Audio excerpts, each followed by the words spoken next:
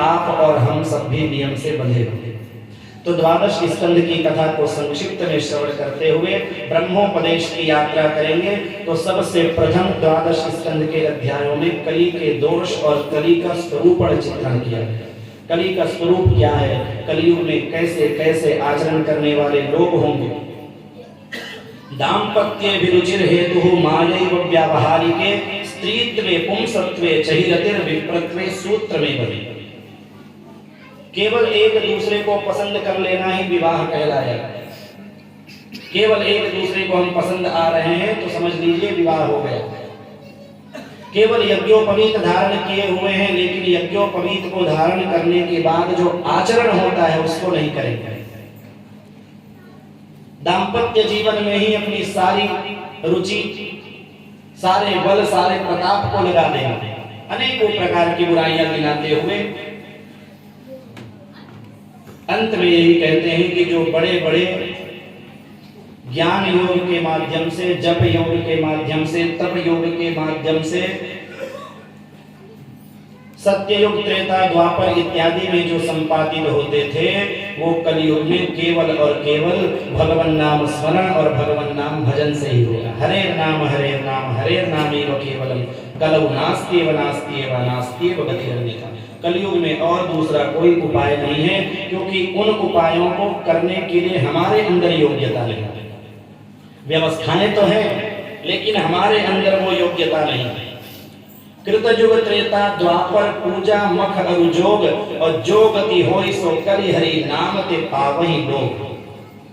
कहते हैं अनेक युग, अलग अलग युगों में अलग अलग कार्य बताए गए हैं, लेकिन कलयुग में केवल हरे नाम हरे, भगवान श्री हरि का नाम हरे नमः हरे नमः हरे नमः, यही हमारे इस शरीर को कल्याण करने के लिए पर्याप्त है। कली के दोष बताने के बाद प्रलय का वर्णन करते हैं। 4 प्रकार का प्रलय है, प्राकृतिक, आत्यंतिक, नित्य और नैमित्तिक। 4 प्रकार के प्रलय का वर्णन करते हुए अंत में सूत जी महाराज श्रवण आदि ऋषियों को कथा श्रवण कराते हुए सुखदेव जी महाराज के द्वारा जो ब्रह्मोपदेश है उसका कथन प्रारंभ कर रहे हैं।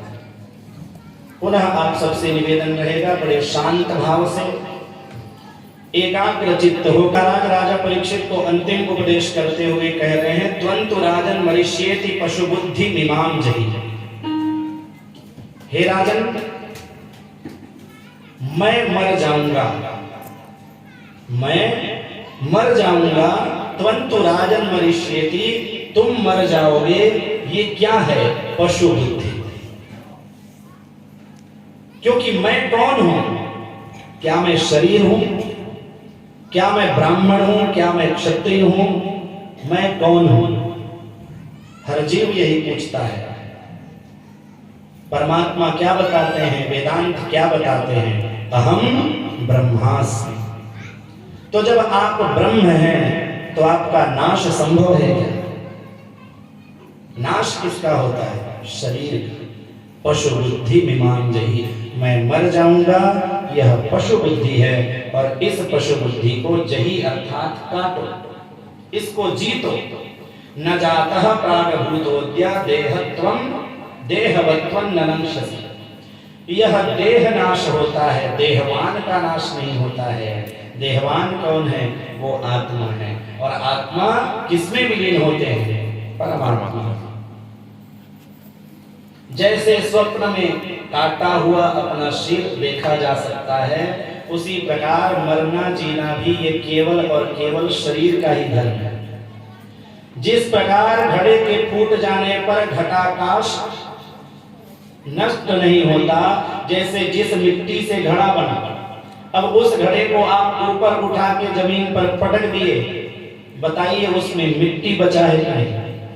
नाश तो केवल घड़े का हुआ है, वो जो घटाकार बना दिया गया है उसका हुआ है। तो मानो भगवान ने हमारा आकार क्या बना दिया है? मनुष्य।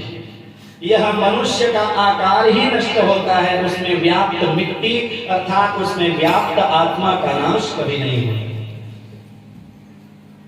मन ही पूर्व कर्मों से प्रेरित होकर शरीर में बंधा रहता है, सत्वादि गुणों का सेवन करता है। वस्तुतः आत्मा तो कुछ सेवन करता ही नहीं। जैसे दीपक के बुझ जाने से उसमें जो तत्व रूप तेज है उसका विलय कभी नहीं होता। आपके सामने यह विद्युत जल रही है, बल्ब के माध्यम से यहाँ प्रकाश हो रही है। अभी लाइट चली जाए उससे रोशनी चली जाएगी, लेकिन जो जहां से आ रही है, जहां से यह कनेक्शन जुड़ा हुआ है वो नष्ट नहीं है, क्योंकि उन्हीं से इनकी सत्ता है। तो परमात्मा से यह जीवात्मा जुड़ा